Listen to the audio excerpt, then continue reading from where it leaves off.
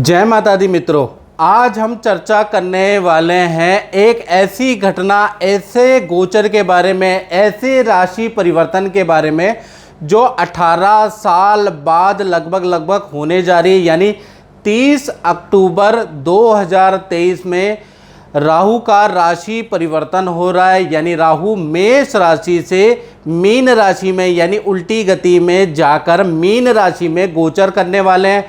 वहीं पर अगर देखा जाए तो राहु का जब गोचर होगा तो केतु का गोचर भी कन्या राशि में होगा। और राहु का ये जो गोचर है, केतु का जो ये राशि परिवर्तन है, एक तो 18 साल बाद हो रहा है मीन राशि में, साथ ही साथ 18 महीने के लिए रहेगा। यानी कि देखा जाए तो 30 अक्टूबर 2023 से लेकर और 30 मई 2025 तक राहु देव मीन राशि में रहने वाले हैं और वहीं पर केतु देव कन्या राशि में रहने वाले हैं।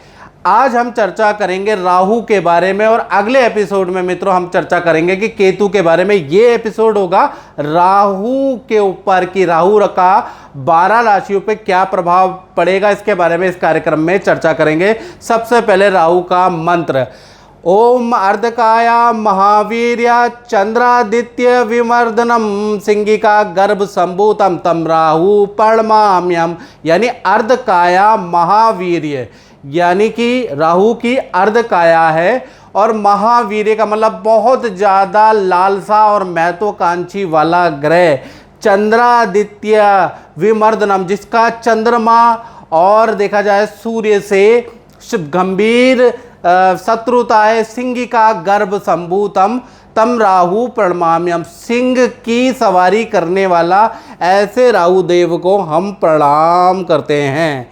चलिए, सबसे पहले राहु देव कौन है, और ज़्यादातर दर्शकों को जो ज्योतिष के अंदर इंटरेस्ट रखते हैं उन्हें मालूम है, लेकिन फिर भी मैं थोड़ा सा अपनी ओर से पौराणिक महत्व भी आपको बताने जा रहा हूँ और वैज्ञानिक महत्व भी बताने जा रहा हूँ। पहले हम ये जानते हैं कि राहु है क्या, कौन है।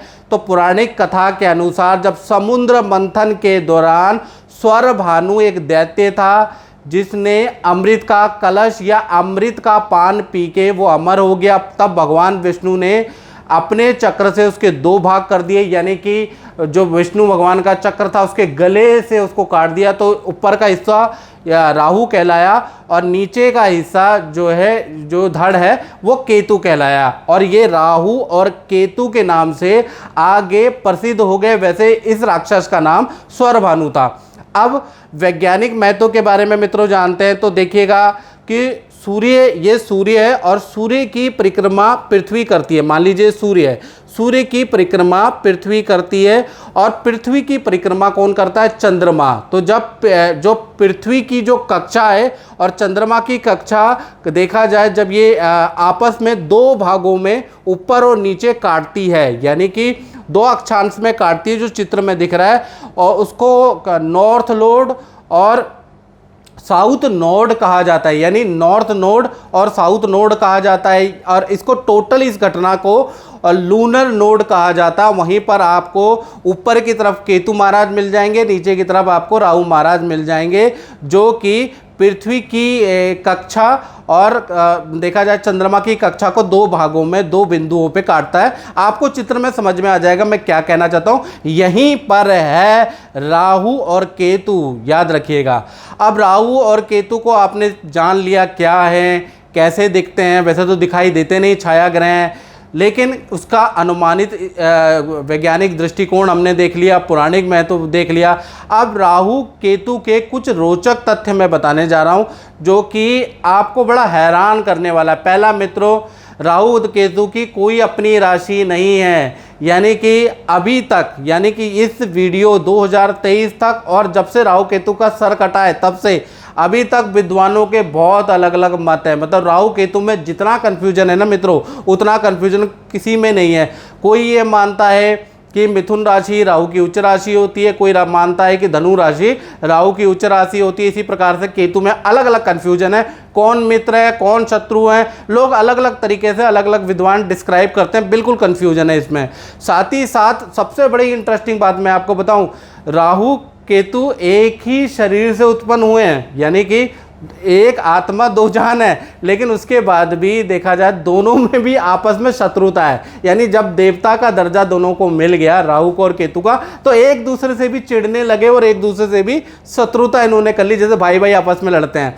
इसी तरह से देखा जाए तो दूसरा इंटरेस्टिंग पॉइंट क्या है, राहु जिसकी कुंडली में प्रबल होता है ना, वो बहुत बड़ा कॉपी कैट होता है। अब कॉपी कैट का मतलब कि ऐसे व्यक्ति के अंदर चालाकी और देखिए चालाकी जन्मजात होती है। ऐसे लोग बहुत चालाकी करते हैं, बुद्धि से बहुत तेज होते हैं, साथ ही साथ किसी चीज़ की कॉपी करने में जैसे कहते हैं ना, जूते की कॉपी बना ली, सॉफ्टवेयर की कॉपी बना ली, उसकी नकल बना ली, कॉपी करने में बड़े एक्सपर्ट होते हैं, ओरिजिनल को भी मात देते हैं।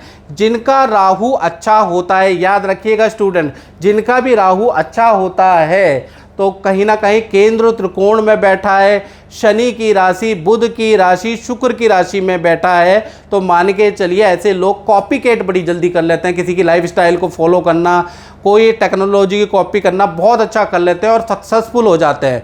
साथ ही साथ केतु के बारे में बात करें तो केतु जो ग्रह है वो इंट्यूशन वाला होता है। यानी केतु जिसका भी स्ट्रांग होता है, और केतु किन राशियों में स्ट्रांग होता है ये बड़ा कंफ्यूजन है। केतु अधिकतर मित्रों जो राशियां हैं बुध की, गुरु की, शुक्र की राशियों के अंदर स्ट्रांग होता है। याद रखिएगा, बुध की राशि, गुरु की राशि, शुक्र की राशि में स्ट्रांग माना जाता है केतु को। तो यहाँ पर केतु अगर होंगे तो आपकी कुंडली में और केंद्र त्रिकोण में होंगे तो केतु आपका अच्छा है, आपके अंदर इंट्यूशन पावर हो जाएगी। यानी आपको एक अनुभव पता चलेगा कि आगे क्या होने वाला है, 10 साल बाद टेक्नोलॉजी कहाँ जाएगी, आपको बुरे और अच्छे की इंट्यूशन आने लगेगी, आपके अंदर इंट्यूटिव पावर आ जाएगी, जिसके कारण आप जो हैं अपने भविष्य को अच्छा बना सकते हैं।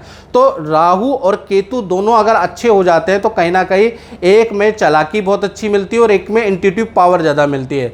साथ ही साथ एक और इंटरेस्टिंग पॉइंट बताता हूँ, राहु केतु हमेशा वक्री होते हैं, यानी कि हमेशा उल्टे ही चलते हैं, लेकिन इनकी दृष्टि सीधी होती है। याद रखिएगा, इनकी जो दृष्टि होती है कुछ विद्वानों के अनुसार 5वीं, 7वीं और 9वीं दृष्टि होती है। याद रखिएगा, और विज्ञानों को मतलब विद्वानों के अलग अलग मत भी हैं राहु को लेकर। कोई 5वीं, 9वीं और 7वीं दृष्टि मानता है, कोई कहता है कि इनकी जब कोई राशि ही नहीं है तो इनकी दृष्टि का कोई महत्व नहीं है, लेकिन मैंने खुद अनुभव में देखा कि इनकी दृष्टि का महत्व होता है।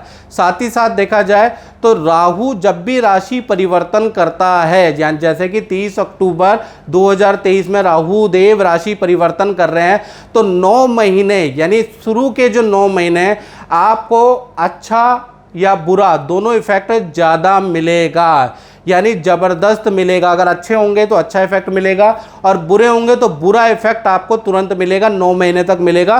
फिर अंतिम के जो 9 महीने वो कहीं ना कहीं नॉर्मल होते हैं, यानी कि 9 महीने ज़्यादा इसका अच्छा या बुरा इफेक्ट मिलता है। चलिए अब बात करते हैं लिब्रन के बारे में, तुला राशि के ऊपर क्या इसका गोचर का प्रभाव रहेगा।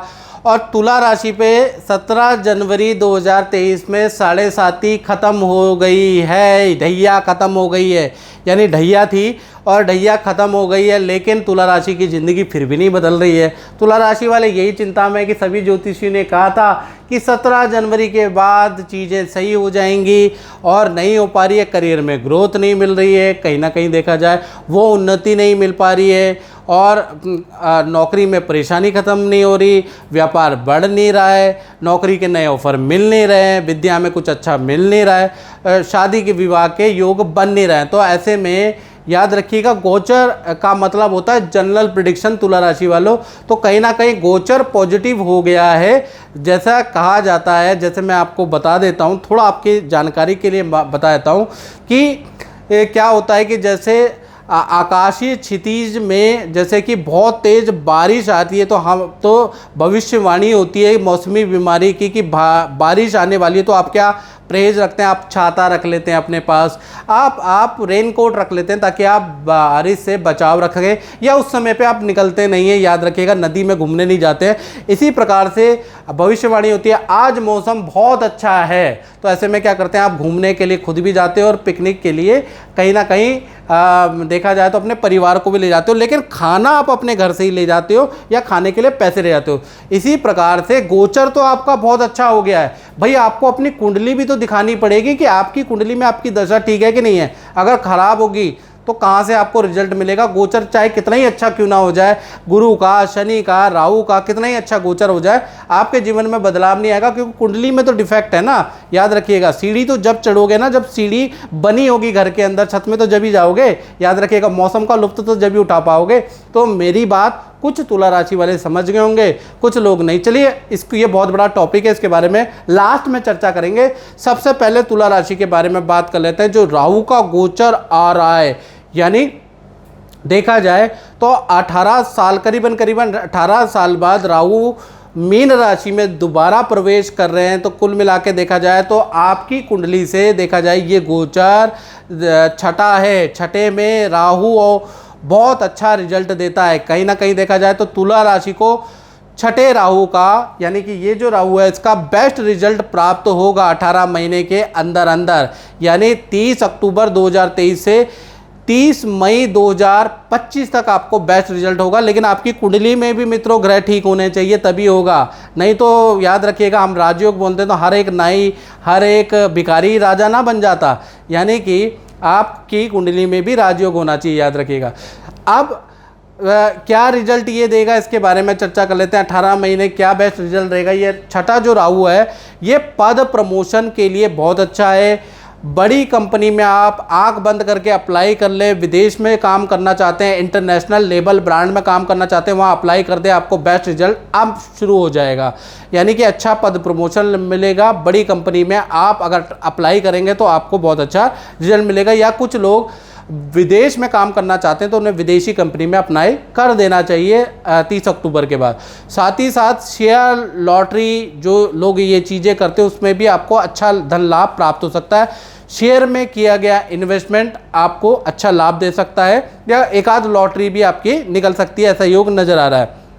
साथ ही साथ देखा जाए जो लोग राजनीति करते हैं तो राजनीति में उनको कोई पद मिल सकता है, या फिर आपको राजनीति में कोई काम मिल सकता है, कोई ठेकेदारी का काम मिल सकता है, कोई सरकारी काम आपका को मिल सकता है, या सरकारी व्यवधान या कोर्ट केस अगर आपके ऊपर, तुला राशि के ऊपर चल रहा है तो उसका डिसीजन आ सकता है, कोई सरकारी पेंडिंग डिसीजन आपके फेवर में आ सकता है। तो यहाँ भी पॉजिटिव है। राजनीति में भी आपका इंटरेस्ट जागृत होगा इन 18 महीने के अंदर। राजनीति में आपके करियर की शुरुआत भी होगी, याद रखिएगा। राजनीति में आपको कोई पद भी मिलेगा, सरकारी रुका हुआ काम भी होगा, और कोर्ट केस में भी सफलता मिलेगी। साथ ही साथ देखा जाए जो प्यार का मामला है, यानी लव कपल के लिए थोड़ा गड़बड़ी है। छठा भाव प्यार के मामले के लिए अच्छा नहीं होता, यानी कि लव कपल जो एक साथ रिलेशन में, लेकिन जो शादीशुदा नहीं है, तो कहीं ना कहीं उनके में आपस में अनबन ज़्यादा रहेगी। रिलेशनशिप 18 महीने में ब्रेक होने की कगार तक पहुंच रहा है, याद रखिएगा। अगर आपका प्यार सच्चा होगा तो कामयाब होगा, नहीं तो टूट जाएगा। इसी प्रकार से देखा जाए 5वीं घटना क्या हो रही है, नौकरी के साथ में तुला राशि वालों नया कुछ क्रिएटिव काम कर सकते हैं। जैसा मैंने बताया, कोई कॉपी, किसी टेक्नोलॉजी की किसी की कॉपी करके सफल बन सकते हैं, क्योंकि राहु कॉपीकैट होता है, ये मैंने आपको बताया था ना। तो यहाँ पर आप किसी की कॉपी करेंगे और उसकी तरह बनने की कोशिश, उसकी तरह काम करने की कोशिश करेंगे और सफल भी होंगे। यानी नए काम की शुरुआत, नए आइडिया की शुरुआत राहु आपको देगा। साथ ही साथ विदेश जाना चाहते हैं तुला राशि वाले, या विदेश में पढ़ना चाहते हैं, विदेश में रहना चाहते हैं, विदेश में प्रॉपर्टी खरीदना चाहते हैं, विदेश संबंधी काम में आपको छठे राहु आपको सफलता मिल रही है। साथ ही साथ देखा जाए तो अचानक 18 महीने में आपकी आर्थिक स्थिति अच्छी हो जाएगी। गुप्त तरीके से धन भी आपको प्राप्त होगा। गुप्त तरीके से मतलब यानी कि आपको ऐसा धन प्राप्त होगा जो कि आपको कह लीजिए कि गुप्त तरीके से अचानक, किसी को बताना नहीं है, लेकिन आपको धन लाभ होगा। तो कुल मिला के धन कमाने के एक्स्ट्रा इनकम के सोर्सेज आपके बनेंगे। कहीं ना कहीं आपको एक्स्ट्रा इनकम के सोर्सेज राहु देने वाला है और फाइनेंशियल स्थिति बहुत बहुत मजबूत करने वाला है। तो कुल मिला के तुला राशि के लिए ये गोचर लाभकारी है। लेकिन इसका इफेक्ट मित्रों जब ही मिलेगा जब आपकी कुंडली में भी गोचर अच्छा होगा, आपकी दशा महादशा प्रत्यंतर अच्छी होगी। उसके लिए आपको 7210124289 मेरा जो व्हाट्सएप नंबर आ रहा है ना, इसमें हाई हेलो से कोई बात नहीं बनेगी, ना कॉल करने से हमें कोई बात बनेगी। आप व्हाट्सएप पे अपना नाम डिटेल अपनी डालिएगा, डिटेल में नाम, date of birth, time of birth, place of birth, तो अपना मुख्य प्रश्न कहना क्या चाहते हैं आप वो लिखिएगा और मिनिमम अमाउंट आपको पे करना पड़ेगा, याद रखिएगा। कुछ लोग कहते हैं कि ये पंडित जी तो लालची है, पैसे लेता है, ये ऐसे ऐसे बोलते हैं ना आप लोग, तो मैं उतने ही पैसे लेता हूँ। सभी मित्रों को बताना चाहता हूँ मैं उतने ही पैसे लेता हूँ जितना आप खुश होके एक भिखारी को दे देते हो। तो क्या भिखारी से कम औकात है मेरी या हम लोगों की? तो उतनी ही हम दक्षिणा आपसे चार्ज करते हैं जितना आप भिखारी को खुश होके दे देते हो। तो मान के चलिए ये बहुत ज़्यादा दक्षिणा हो गई। जब आप ब्राह्मण को इतना नहीं दे सकते तो आगे आपका अच्छा होगा तो आप क्या दोगे किसी को, क्या समाज के लिए करोगे? कुछ नहीं कर सकते आप। तो इसलिए आपकी हेल्प करने से अच्छा है किसी गरीब की, किसी अनाथ को मैं दान दे दूं। तो याद रखिएगा हमारी उतनी ही दक्षिणा है जितना आप खुश होके किसी भिखारी को दान देते हैं। तो मित्रों इस कार्यक्रम में बस इतना ही, मुझे दीजिए इजाज़त। जय माता दी।